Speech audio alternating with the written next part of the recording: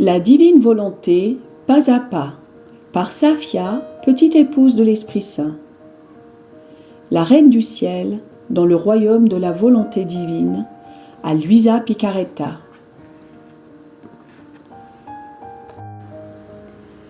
Prière quotidienne à la Reine céleste. Au nom du Père qui m'a créé, et du Fils qui m'a racheté, et du Saint-Esprit qui me sanctifie. Amen. Fiat voluntas tua.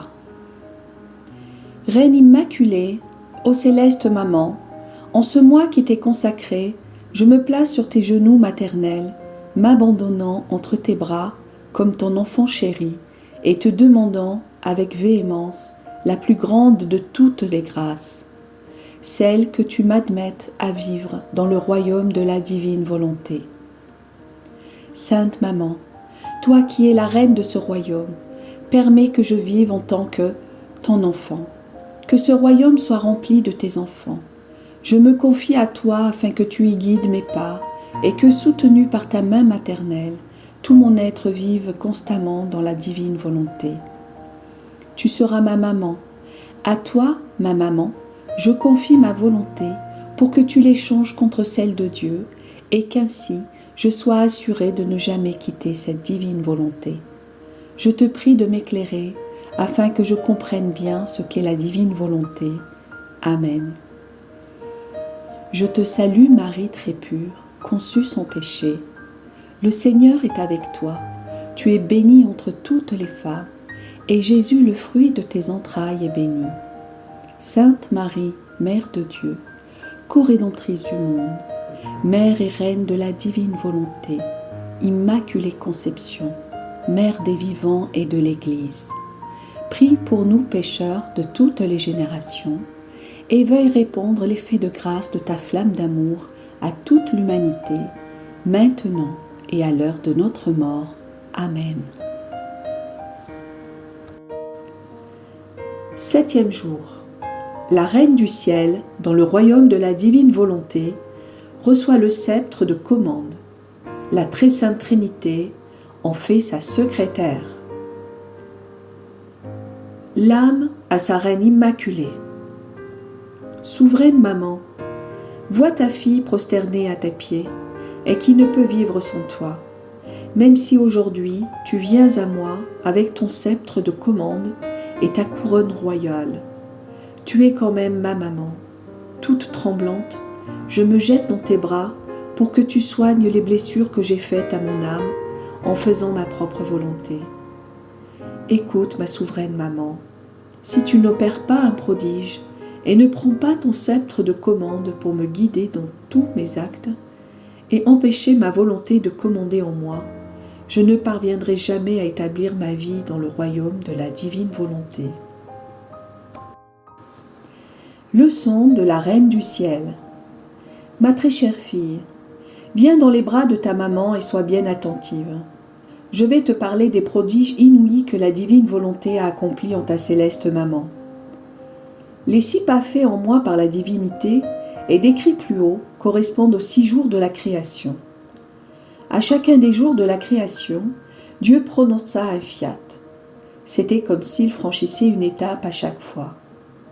Au 6e jour, il franchit la dernière étape en disant « Fiat, faisons l'homme à notre image et à notre ressemblance ».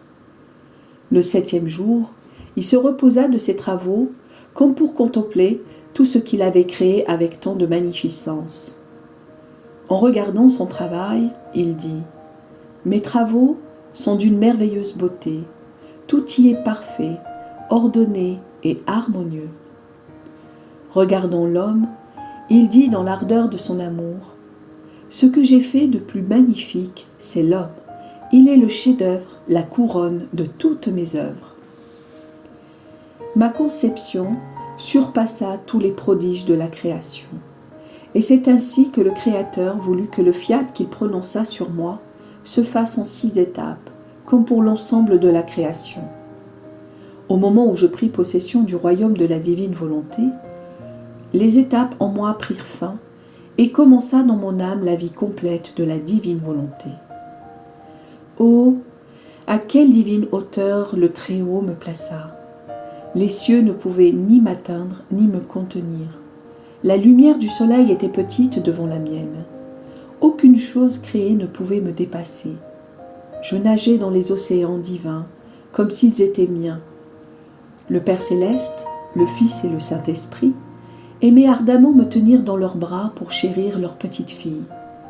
Quel bonheur pour eux de constater que je les aimais, les priais et les adorais à partir de la divine volonté qui se trouvait dans le centre de mon âme. Ils savouraient les vagues d'amour divin, les chastes fragrances et les joies indicibles qui provenaient du ciel, que leur divine volonté avait formées dans la petitesse de mon être, à tel point qu'ils ne cessaient de répéter « Toute belle, toute pure et toute sainte est notre petite fille ». Ces paroles sont des chaînes qui nous lient, ces regards des dards qui nous transpercent, ces battements de cœur des flèches qui nous plongent dans un amour délirant. Le rayonnement de leur divine volonté, qui émanait de moi, nous rendait inséparables. Ils m'appelaient notre fille invincible qui sera victorieuse de tout, même de notre être divin. Dans un excès d'amour pour moi, la très sainte Trinité me dit « Fille bien-aimée, notre amour pour toi suffoquera si nous ne te disons pas nos secrets. En conséquence, nous faisons de toi notre secrétaire. Nous voulons te confier nos peines et nos décrets. Quel qu'en soit le prix, nous voulons sauver l'homme. Vois comme il se dirige vers le précipice. Ses rébellions l'entraînent continuellement vers le mal. Parce qu'il n'a pas en lui la vie, la face et le support de la divine volonté. Il dévie des voies de son Créateur et se traîne sur la terre dans la faiblesse, la maladie et tous les vices.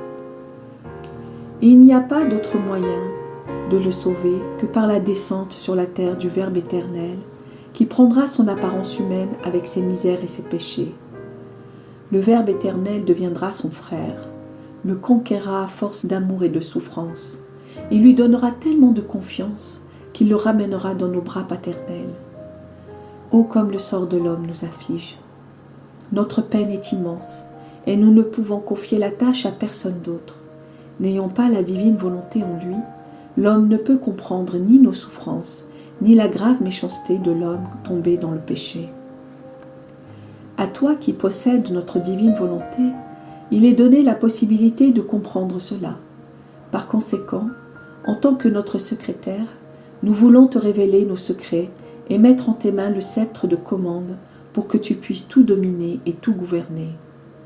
Ta domination pourra convaincre Dieu et les hommes, et nous les ramener en tant que nos enfants régénérés dans ton cœur maternel.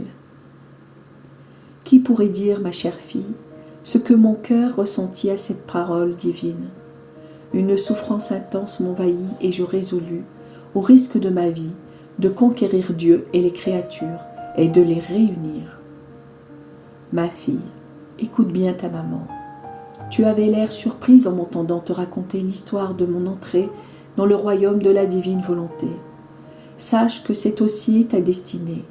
Si tu décides de ne jamais faire ta volonté, la divine volonté formera son ciel dans ton âme.